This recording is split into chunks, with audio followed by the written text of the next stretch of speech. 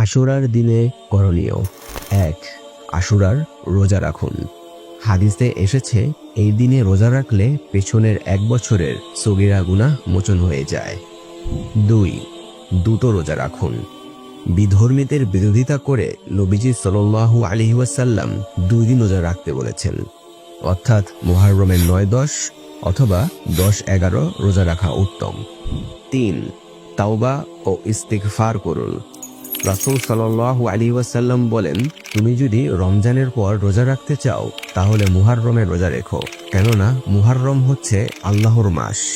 এই মাসে এমন একদিন আছে যেদিন আল্লাহ তাআলা অতীতে অনেকের তাওবা কবুল করেছেন, ভবিষ্যতেও অনেকের তাওবা কবুল করবেন। ৪. বেশি বেশি দান সদকা করুন। আলেমগণ বলেন, মর্যাদাপূর্ণ দিনে দান সদকা করা আল্লাহর সন্তুষ্টি অর্জনের একটি মাধ্যম। ৫. তাহাজ্জুদের নামাজে যত্নবান হন। ২ রাকাত হলেও তাহাজ্জুদ পড়ুন। হাদিসে এসেছে ফরজের পর রাতের নামাজ সর্বোত্তম। ৬. গুনাহ থেকে বিরত থাকুন। আশুরা হারাম মাসের অন্তর্ভুক্ত। আল্লাহ তাআলা স্পষ্ট করে কোরআনে বলেছেন, এই ৪ হারাম মাসে নিজের উপর জুলুম করো না। ৭. ইবাদতে মনোযোগ বাড়ান। মুহররম মাসকে বলা হয় আল্লাহর মাস। এই মাসে বেশি বেশি নেক আমলের তাগিদ দেওয়া হয়েছে। ৮. ঐতিহাসিক শিক্ষা গ্রহণ করুন।